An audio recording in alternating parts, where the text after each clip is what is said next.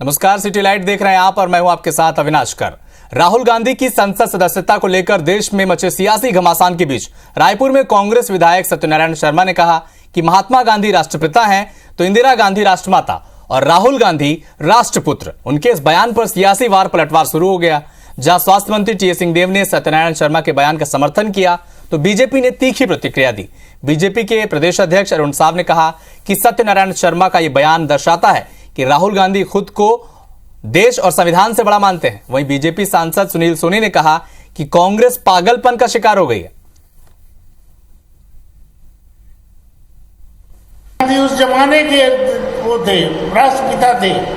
राहुल गांधी जी इस जमाने के राष्ट्रपुत्र हैं, देश के बेटे हैं।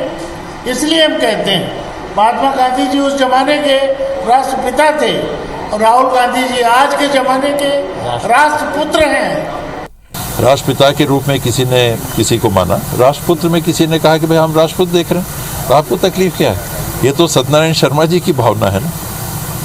कोई गवर्नमेंट ने उनको ऑफिशियली सर्टिफिकेट तो नहीं दे दिया कि ये राष्ट्रपुत्र हैं, और राष्ट्रपुत्र तो हैं ही वो। वैसे हम आप भी हैं, लेकिन वो तो हैं ही, राष्ट्रपुत्र हैं, तो क्या दिक्कत है उसमें? गांधी जी अपने आप को इस देश से और संविधान से बड़ा मानते हैं। इस सत्यनारायण शर्मा जी की जो बात है मेरी बातों को प्रमाणित करता है। पागलपन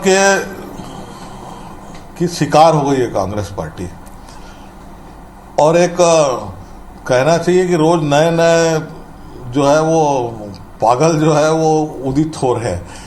कोई राष्ट्रपुत्र बोल देने का, तो कोई कुछ बोल रहा है, कोई और कुछ उपमा दे रहा है। तो ये एक पागलपन बोलता हूं मैं इसको। तो इधर छत्तीसगढ़ के स्वास्थ्य मंत्री टी.एस. सिंहदेव ने एक बार फिर खुद को मुख्यमंत्री बनने की इच्छा जताई है। अंबिकापुर में उन्होंने कहा कि मैं मुख्यमंत्री आज भी बनना चाहता हूं और कल भी बनना चाहता था। मुझ में सीमित ही सही लेकिन क्षमताएं हैं। उन्होंने कहा कि मैं लोगों के संपर्क में हूं और मैं भी छत्तीसगढ़ के लिए कुछ करना चाहता हूं। ऐसे में सीएम की जिम्मेदारी मिलती है तो मैं क्यों नहीं लेना चाहूंगा। उन्होंने कहा कि चुनाव के बाद 4 लोगों को दिल्ली बुलाया गया था और मुख्यमंत्री के रूप में भूपेश बघेल को चुना गया। साथ ही टी.एस. सिंहदेव ने यह भी कहा कि बंद कमरे की बात कहने के लिए वे अभी स्वतंत्र नहीं हैं, लेकिन ये भी कहा कि वे ये बात किसी दिन जरूर कहेंगे। मुख्यमंत्री तो मैं आज भी बनना चाहता हूँ, पहले भी बनना चाहता था। मैं मुख्यमंत्री क्यों नहीं बनना चाहूँगा? मुझे लगता है कि मुझ में कुछ सीमित हैं लेकिन कुछ क्षमताएं हैं। मुझे लगता है कि मैं लोगों के संपर्क में हूँ। मुझे लगता है कि मैं भी छत्तीसगढ़ के लिए काम कर सकता हूँ। तो अगर मौका मिलता तो मैं क्यों नहीं मुख्यमंत्री बनना चाहता। इधर गरियाबंद पहुंचे मंत्री कवासी लखमा ने मीडिया पर बड़ा आरोप लगाया। कहा मीडिया कांग्रेस की बातों को दबा रही है, भेदभाव किया जा रहा है। जिला स्तर तो ठीक है मगर नेशनल मीडिया कांग्रेस की बात को दबाने की कोशिश में लगी हुई है। लोकसभा में भी कांग्रेस पार्टी के लोगों को ठीक से बोलने नहीं दिया जाता। इसीलिए हमने तय किया है, यानी कवासी लखमा ने तय किया है कि गांव में, शहर में, गली मोहल्लों में देश से जुड़ी हर सच्चाई को सीधे लोगों तक रखेंगे। कांग्रेस लोगों को जागरूक करेगी, देश को लूटने नहीं दिया जाएगा।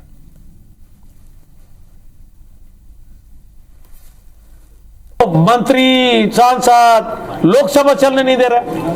हर उस बात को हमारे राहुल गांधी साहब बोला, लोकसभा अध्यक्ष से मिला, मेरे को बोलने दीजिए। हमारा इंश्योरेंस का पैसा, बैंक का पैसा लूटा जा रहा है। देश बेरोजगारी, महंगाई लगातार बढ़ रहा है। ये इसके बारे में हमको लोकसभा में बोलना है। यही तो लोकतंत्र है। एमपी के पूर्व मुख्यमंत्री और कांग्रेस के राज्यसभा सांसद दिग्विजय सिंह कार्यकर्ता सम्मेलन में शामिल होने बड़वानी पहुंचे। इस दौरान पूर्व सांसद माखन सिंह सोलंकी ने कांग्रेस की सदस्यता ले ली। कार्यकर्ताओं को संबोधित करते हुए दिग्विजय सिंह ने कहा कि राजा महाराजा बिक गए लेकिन एक भी आदिवासी विधायक नहीं बिका। किसी को 40 करोड़, किसी को 20 करोड़ का ऑफर दिया गया लेकिन वो नहीं बिका। आज वो सभी विधायक हमारे साथ बैठे हैं। आदिवासी का मूल चरित्र ईमानदारी होता है, बेईमानी नहीं। आदिवासी जो कहता है वो करके दिखाता है। इस दौरान उन्होंने महंगाई के मुद्दे पर भी सरकार को घेरा। दिग्विजय सिंह ने कहा कि किसान सम्मान निधि के तौर पर सरकार किसानों के खाते में 6,000 रुपए डाल रही है लेकिन महंगाई बढ़ाकर दोगुने वसूल कर रही है। एक बड़ा ऐलान करते हुए कहा कि कांग्रेस की अगर सरकार बनी तो आशा कार्यकर्ताओं को पक्की नौकरी दी जाएगी। इन्हें 7,500 से 10,000 रुपए तक का वेतन भी दिया जाएगा।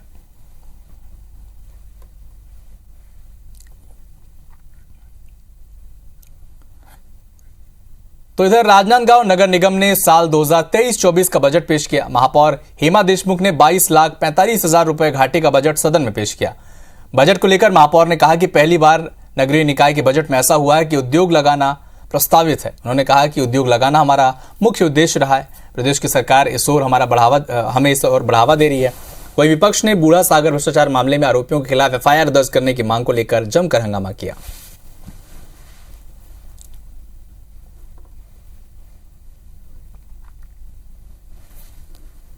लगता है विपक्ष अपना संस्कार भूल गए हैं, क्योंकि पूर्व में भी हम पार्षद रहे, लेकिन प्रतिवेदन के समय महापौर को घेराव नहीं किया जाता है।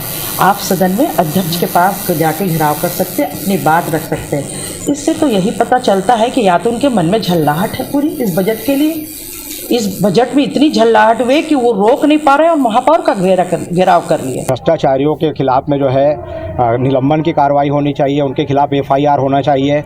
हम यही विषय पूछने के लिए खड़े हुए हैं, तो महापौर जी इस विषय में सुनना नहीं चाहती। इसका मतलब यह है कि जो भ्रष्टाचारी जिनको दोषी ठहराया गया है उनको महापौर जी का बर्खास्त प्राप्त है। नहीं है तो महापौर जी सदन में स्पष्ट करें कि वो इस कार्रवाई से संतुष्ट है कि असंतुष्ट है, क्योंकि विपक्ष तो असंतुष्ट है इस कार्रवाई से। बजट बैठक की एक परंपरा रही है कि बजट बैठक में सिवाय बजट के और कोई विषय पर बात नहीं होती, लेकिन विपक्ष के पार्षदों द्वारा बजट बैठक प्रारंभ होने से पहले ही सभापति को लेकर जो बयानबाजी और जो हो हल्ला हो रहा था वो आप लोगों ने सबने देखा है। जिस तरह से महापौर जी ने इस पूरे शहर को मिक्सर ग्राइंडर का जूस निकाल करके खोखला कर दिया है, उसी स्तर से विपक्ष को समझे हैं। विपक्ष के लोग सिलबट्टा में पीस लेंगे, विपक्ष के लोग फल खा के कर लेंगे, लेकिन ऐसे भ्रष्टाचार के और ऐसे जो शहर में मौत हो रही है डेंगू डायरिया से, ऐसे पैसों का, ऐसे भ्रष्टाचार के पैसे का कभी मिक्सर ग्राइंडर नहीं लेंगे। महापौर निर्मल कोसले ने चरोदा निगम का 280 करोड़ रुपए का बजट पेश किया। महापौर निर्मल कोसले ने इसे लाभ का बजट बताया। बजट प्रस्तुत करने से पहले पार्षदों के लिए प्रश्नकाल का वक्त दिया गया, जिसमें 45 मिनट में कई पार्षदों ने सवाल के जवाब मांगे। बीजेपी पार्षद चंद्रकांत पांडे ने बजट को कॉपी पेस्ट करार दिया। उन्होंने कहा कि बजट में केवल कागजी आंकड़े हैं। बजट से पहले न तो पार्षदों का सुझाव लिया गया और न ही आम जनता से कोई राय मांगी गई।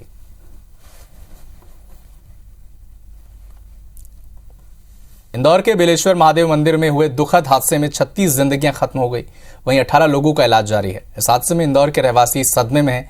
IBC 24 की टीम ने इंदौर के रीगल चौराहे पर दिवंगत आत्माओं को भावपूर्ण श्रद्धांजलि दी।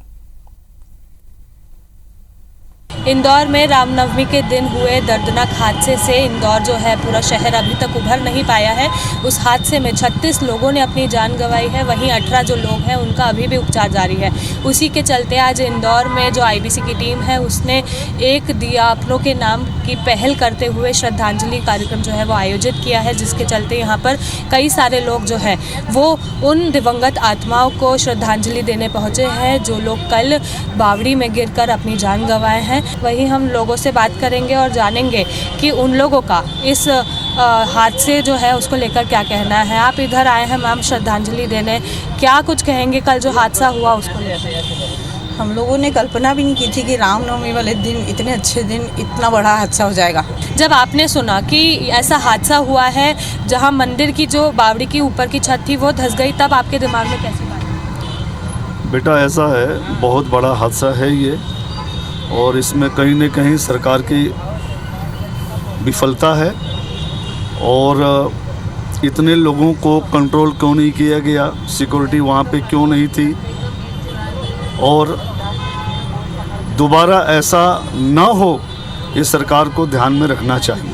जी बिल्कुल, यहाँ पर जितने भी लोग आए हैं वो यही प्रार्थना कर रहे हैं। हमने भी IBC 24 की टीम जो है उनके साथ मिलकर यही प्रार्थना की कि जितनी भी दिवंगत आत्माएं हैं उन्हें शांति मिले और उन्हें स्वर्गवास मिले और इंदौर में ऐसा हादसा कभी ना हो। कैमरा पर्सन संतोष जटवन के साथ मैं निहारिका शर्मा, IBC 24 इंदौर।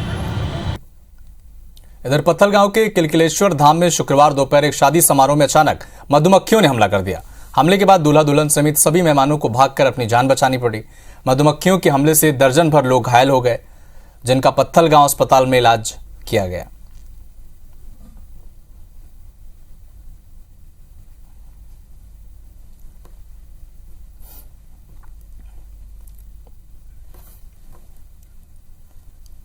इधर छत्तीसगढ़ हाईकोर्ट ने दुष्कर्म के मामले में एक ऐसा फैसला लिया है जिससे आगामी दिनों में दुष्कर्म के मामलों में से नजीर के रूप में माना जा सकता है। कोर्ट ने कहा कि विवाद का अगर मुख्य वजह ही समाप्त हो जाए तो अपराध खत्म किया जा सकता है। दुष्कर्म के एक मामले में पीड़िता ने आरोपी के खिलाफ थाने में शिकायत की थी और अपराध दर्ज हो गया। इस मामले में पीड़ित और आरोपी ने आपस में शादी कर ली, एक दूसरे के साथ वैवाहिक जीवन बिता रहे हैं। दोनों का एक बच्चा भी है, इसलिए कोर्ट ने मामले में महत्वपूर्ण फैसला लेते हुए कहा कि पीड़िता और आरोपी के आपसी समझौते से अपराध को खत्म किया जा सकता है।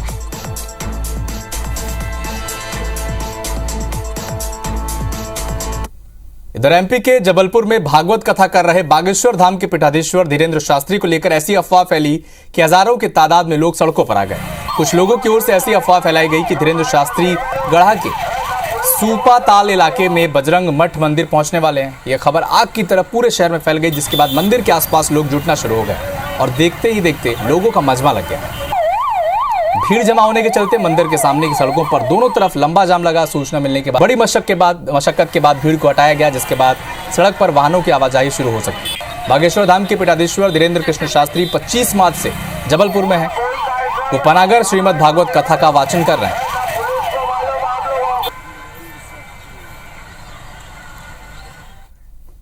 तो राहुल गांधी की सांसदी खत्म होने पर सियासी संग्राम जारी है। मामले के विरोध में कांग्रेस छत्तीसगढ़ के सभी जिलों में लोकतंत्र बचाओ शांति मशाल मार्च निकाल रही है। मशाल रैली के जरिए कांग्रेस कार्यकर्ता आम जनता के बीच में जा रहे हैं और राहुल गांधी के साथ जो घटना हुई है उसे अन्याय बता रहे हैं।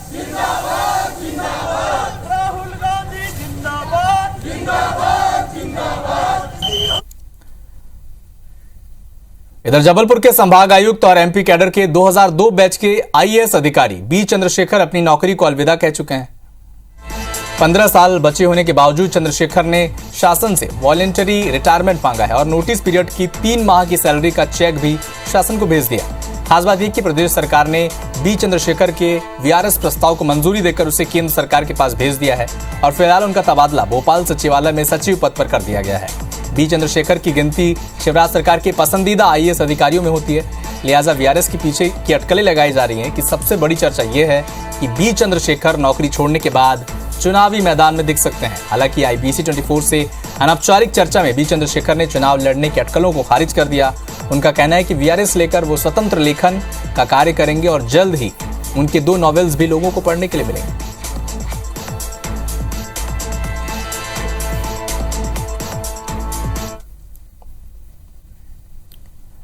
एमपी के ग्वालियर शहर में छोटी बड़ी करीब 800 से ज्यादा दूध की डेयरी मौजूद है।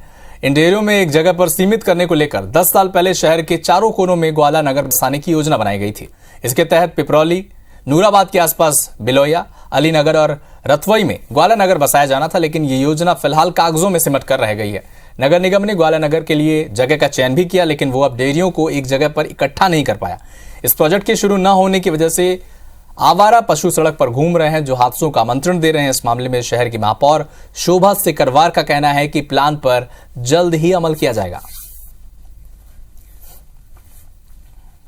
पिछले समय शासन द्वारा ग्वाला नगर बसाने के लिए जमीन आवंटन की थी।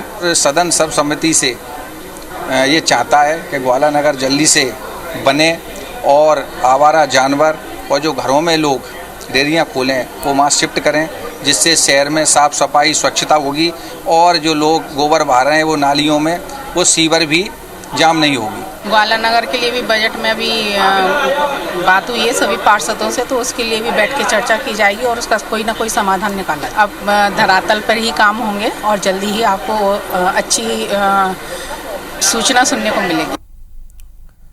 और अब बात छत्तीसगढ़ के मौसम की करते हैं। छत्तीसगढ़ में अचानक मौसम का मिजाज बदल गया है। प्रदेश के अलग अलग जिलों में गरज चमक के साथ बारिश हो रही है।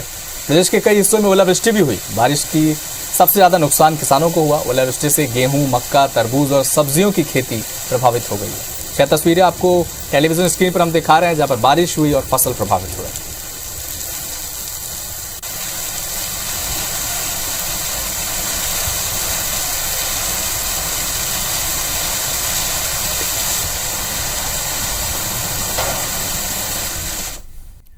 तो फिलहाल इस बुलेटिन में इतना ही, लेकिन खबरों का सिलसिला जारी रहेगा IBC 24 पर। नमस्कार।